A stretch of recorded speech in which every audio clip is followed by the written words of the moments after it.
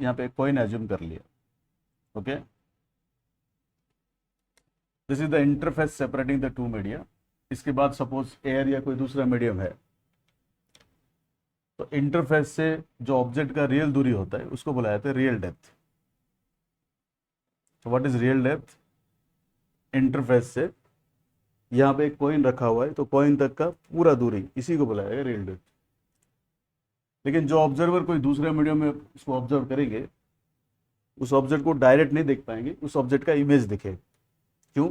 Different medium में कभी object दिखता नहीं है। जैसे कि मान लो यहाँ पे कोई ऑब्जर्वर है, इस कॉइन को ऑब्जर्व कर रहे हैं, बट ये कॉइन का ऑब्जेक्ट कभी एज ऑब्जेक्ट को नहीं देख पाएगा, उसी कॉइन का इमेज देखेगा। इमेज ड्रॉ करने के लिए ने एक रे को यहाँ पे सीधा भेज दिया ऐसे।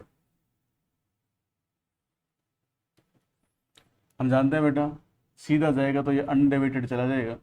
This is going to be the corresponding reflected ray. हम जानते हैं कोई इंसिडेंट रे अगर एंगल आई इक्वल टू 0 पे गिर गया तो एंगल आर इक्वल टू 0 बन के बाहर निकल जाएगा। हमारे कोर्स में जो है that is actually near normal incidence. Near normal incidence का मतलब है मेरा जो इंसिडेंट रे होगा एक्चुअल में मान लो यहाँ टकराएगा, ये सरफेस है, तो इतना दूर में ले नहीं पाऊंगा। एक्चुअली जो भी मैं इंसिडेंट लूंगा, रे लूंगा, इस नॉर्मल के आसपास ही लूंगा, सो दैट जो एंगल आई बनेगा वो एंगल आई एक्सट्रीमली स्मॉल होना चाहिए, टेंस टू 0। बट क्योंकि डायग्राम हमारा कॉम्प्लिकेटेड हो जाएगा अगर इस रे को मैं इधर ज़्यादा करीब बना दो नॉर्मल के, इसलिए मैं इस डायग्राम को अच्छा देखने के लिए इसको थोड़ा सा मैं डाइवर्स करके इस तरफ ले लिया। But this is the incident ray mind you. और हमारा कोर्स में जो होता है वो नियर नॉर्मल इंसिडेंट रे होता है। इसका मतलब ये हम ज़्यादा दूर नहीं फैला पाएंगे। ज़्यादा दूर ले लेंगे तो एंगल आई और एंगल आर दोनों बढ़ जाएंगे, जो कि हमारा सिलेबस का पार्ट नहीं है। इसको मैं थोड़ा एक्सटेंड कर दिया। अब the ray of light is actually travelling from denser medium to rare medium. हम एज्यूम कर रहे हैं कि बाहर एयर है, अंदर वाटर है, तो water is a denser medium. कायदे से तो रे ऑफ लाइट को सीधा देना चाहिए like this, but it will not follow the original path. ये देखेगा नॉर्मल किस तरफ है एंड ओरिजिनल पाथ से नॉर्मल से दूर भाग जाएगा, क्योंकि डेंसर से रेयर मीडियम जो लाइट जाता है, you remember that it will move away from the normal. This is going to be the situation. अब इसको पूरा जूम करके रखा हुआ है हमने, तो यहाँ पे कोई ऑब्जर्वर, इसकी आंखों में दो रेज आ रहे in the name of refracted ray. हम जानते हैं point of intersection of refracted ray image बनाएगा, but since these two refracted rays are of diverging nature, आगे चल के ये रियल इमेज तो नहीं बना पाएंगे। इसका मतलब हमें इसे पीछे एक्सटेंड करके वर्चुअल इमेज को बनाना पड़ेगा। ये रे को हमने सीधा बैक ट्रैक करेंगे तो इसी लाइन पे आएगा। इसी को अगर हम पीछे एक्सटेंड कर दे, this is going to be the formation of image. इसका मतलब इस ऑब्जर्वर को ये ऑब्जेक्ट कभी नहीं दिखेगा, since the observer belongs to different medium, तो रिफ्रैक्टेड रे से इसको इमेज ही बनता हुआ दिखेगा। तो ये जो कॉइन है उसको एग्जैक्टली यहाँ नज़र ना आके बेटा यहाँ नज़र आएगा। और ये जो डेप्थ हम मेजर कर रहे हैं इंटरफेस से, अगेन इसी को बोला जाता है अपरेंट डेप्थ। ठीक है, this is the apparent depth. और ये पूरा का पूरा कौन सा डेप्थ है? पूरा का पूरा रियल डेप्थ है। ये वाला चीज हो गया अपरेंट डेप्थ। ओके, उसके बाद बेटा हमने तो यहाँ पे कुछ एंगल्स मेजरमेंट करना होता है। सबसे पहले सारा एंगल्स हम लोग मेजर करते हैं वो तो नॉर्मल से मेजर करेंगे। तो मैं देखा इंसिडेंट रे यहाँ पे और ये हो गया नॉर्मल। इंसिडेंट रे और नॉर्मल के बीच में जो एंगल बन गया उसको हम एंगल आई से रिप्रेजेंट करेंगे। सिमिलरली यहाँ पे रिफ्रैक्टेड रे और नॉर्मल के बीच में जो एंगल बन गया उसको एंगल आर से रिप्रेजेंट करेंगे। ओके, अब देखो बेटा यहाँ पे जो एंगल बन गए, और हमारा जो कोर्स में हमारा जो फॉर्मूला का जो रिक्वायरमेंट है वो है अपरेंट डेप्थ और रियल डेप्थ के बीच में रिलेशनशिप एस्टेब्लिश करना। और ये दोनों इन दोनों ट्रायंगल में अवेलेबल है। ये ट्रायंगल में मुझे अपरेंट डेप्थ मिल रहे हैं और ये ट्रायंगल में मुझे रियल डेप्थ मिल रहे हैं, और दोनों ही राइट एंगल ट्रायंगल है। तो you can think of the use of trigonometry, but these two angles I and are outside the triangle, so let us bring them inside the triangle. Inside the triangle लाने के लिए ये वाला lines को थोड़ा मैं ड्रॉ कर दे रहा हूँ ऐसे। ये दोनों लाइन बेटा एक दूसरे के पैरेलल होंगे। रीजन बहुत ही सिंपल है, दो पैरेलल लाइन के बीच में अगर नॉर्मल ड्रॉ कर लोगे, दोनों नॉर्मल, ये इस लाइन के पैरेलल, ये पैरेलल लाइन का नॉर्मल है, ये पैरेलल का नॉर्मल मान लो, दोनों नॉर्मल भी एक दूसरे के पैरेलल हो जाएंगे। तो these two lines are going to be parallel to each other. अगर ये बात है, मैं इसको थोड़ा सा ड्रॉ कर रहा हूँ। सबसे पहले यहाँ पे कुछ पॉइंट्स में मार्क कर लेता हूँ, आपको ईजी होगा। इस पॉइंट को ए मार्क कर लिया, ये वाला पॉइंट को बी मार्क कर लिया, ये वाला पॉइंट को सी मार्क कर लिया, और ये वाला पॉइंट को मैंने यहाँ पे डी मार्क कर लिया, ठीक है। अब एंगल आई को मैं ट्रायंगल के अंदर लाऊंगा, तो दोनों में से कौन से ट्रायंगल के अंदर ला सकता हूँ? मैं बोला डी सी ए वाला ट्रायंगल में देख लो, ये दो लाइन देख लेना बेटा, यहाँ पे सी और ए लिखा है तो मैंने एज इट इज लिख दिया। यहाँ पे डी से मैंने डी से ए को कनेक्टेड है यहाँ पे, तो मैंने डी से ए को कनेक्ट कर दिया। दिख रहा है बेटा, यहाँ पे जो एंगल बन रहे हैं वो कौन सा एंगल है? एंगल आई। इस पॉइंट को मान लो, यहाँ पे जो एंगल बन रहा है एंगल आई, इस एंगल आई को अल्टरनेट बना के मैं यहाँ ला सकता हूँ, क्योंकि this two are going to be parallel.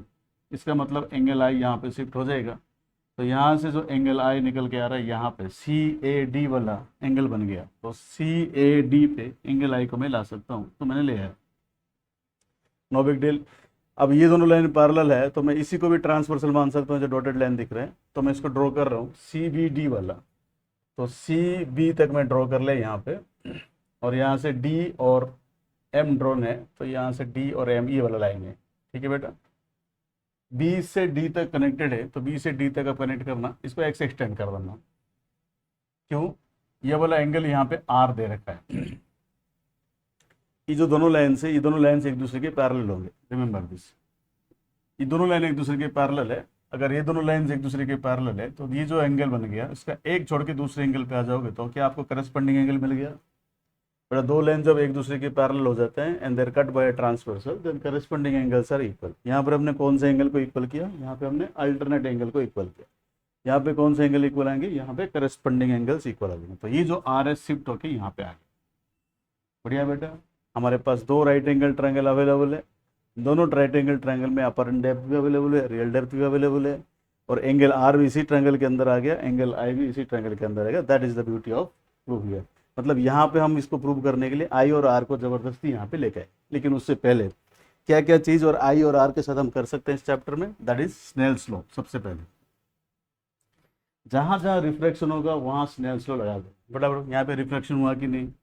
और मैं आपको बोला था जिस मीडियम का रिफ्रैक्टिव इंडेक्स लोगे उसी का रिफ्रैक्टिव इंडेक्स के साथ साइन पे बनने वाला एंगल का मल्टीप्लिकेशन।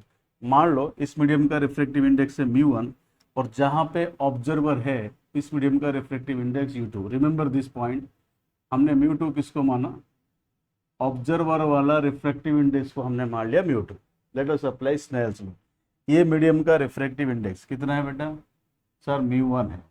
ये मीडियम पे बनने वाला एंगल कितना है? साइन ऑफ आई। बोलो, ये मीडियम का रिफ्रैक्टिव इंडेक्स कितना है? μ2 है।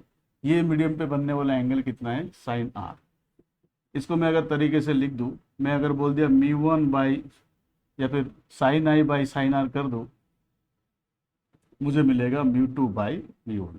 इसको मैं एक डिब्बे में रख दिया। अब कुछ अप्रोक्सीमेशन में लेके चल रहा हूँ। बेटा देखो, अगर एंगल आई का वैल्यू 0 आ रहा है तो साइन आई का वैल्यू बताओ। आप बोलोगे सर साइन आई का वैल्यू 0 आएगा। टेन आई का वैल्यू बताओ, तो टेन आई का भी वैल्यू 0 आएगा। क्या इन दोनों में से कुछ इक्वालिटी दिख रहा है? यस। एंगल जब 0 के एग्जैक्ट होता है तो दोनों साइन थीटा और टेन थीटा का वैल्यू एग्जैक्टली बराबर आ जाएंगे। मैं यहाँ पर 0 की तो बात नहीं करूँगा, क्योंकि एंगल आई का तो कोई ना कोई वैल्यू बनेगा, भले ही स्मॉल एंगल्स बनेंगे। क्यों? क्योंकि हम मानते हैं near normal incidence. Near normal incidence का मतलब होता है ये इंसिडेंट रे यहाँ नहीं टकरा रहे, एग्जैक्टली कुछ यहाँ टकरा रहे, एकदम नॉर्मल के आसपास। अगर एकदम नॉर्मल के आसपास टकराएंगे तो एंगल आई का वैल्यू एकदम 0 के आसपास रहेंगे। उस केस में तो एग्जैक्ट इक्वल नहीं मानूंगा, यहाँ तो एग्जैक्ट मान लिया। मैं बोलूँगा एंगल आई और angle R if they are small in nature, they are tending towards 0, in that situation मैं बोल सकता हूँ साइन आई का वैल्यू साइन आर के बराबर होगा, सॉरी साइन टेन आई के बराबर होगा, और मैं बोल सकता हूँ साइन आर के वैल्यू टेन आर के बराबर होगा। हमने इस वैल्यू को 0 पे वेरीफाई कर लिया। 0 पे हम देख रहे हैं वो तो एग्जैक्ट मैच पर है। अगर दूसरा कोई एंगल ले लेंगे तो साइन आई का वैल्यू लगभग टेन आई के बराबर और साइन आर का वैल्यू लगभग टेन आर के बराबर होगा। तो इस फॉर्मूला को मैं इससे रिप्लेस कर दे रहा हूँ। ये फॉर्मूला को हम tan I by tan R से रिप्लेस कर देंगे। इसके पीछे का रीजन मैं समझा दूंगा बेटा क्यों ऐसा कर रहे हैं। और इसी फॉर्मूला को यूज करने के लिए हम अप्रोक्सीमेशन भी किया हुआ है यहाँ पे कि जो इंसिडेंट रहे वो नियर नॉर्मल इंसिडेंट रहे। ठीक है, जैसे हमने टेन आई और टेन आर यूज किया, सबसे पहले देखेंगे आई वाला ट्रायंगल कौन है, आर वाला ट्रायंगल कौन। इन दोनों ट्रायंगल पे हम टेन आई और टेन आर को यूज करेंगे। देखो आई कौन सा ट्रायंगल में है, राइट एंगल ट्रायंगल होना चाहिए, ये वाला ट्रायंगल मैं नहीं लूंगा क्योंकि this is not a right angle triangle, तो मैं ए सी डी वाला राइट एंगल ट्रायंगल लूंगा। ये रहा A C D, in this right angle triangle ये वाला एंगल कितना है, आई है। Let us put the value of 10 i. Remember this, C से लेके ए तक का डेप्थ एंटायर डेप्थ है, उसी को हमने नाम दिया था रियल डेप्थ। अब आई के रेस्पेक्ट में हम जानते हैं सामने वाला साइड को पी बोला जाता है और एडजेसेंट साइड को बी बोला जाता है, राइट एंगल का सामने वाला साइड को हाइट बोला जाता है। तो what is the formula for 10 I? 10 I is going to be nothing but P by B only, और पी का वैल्यू यहाँ पे सी डी है और बी का वैल्यू यहाँ पे ए सी है, ए सी यानी कि real depth, that is equal to C D by real depth. Okay, अब मैं एंगल आर को यूज करने के लिए छोटा सा ट्रायंगल ले रहा हूं यहाँ पे बी सी डी, ये रहा बी सी डी, और ये एंगल आर है।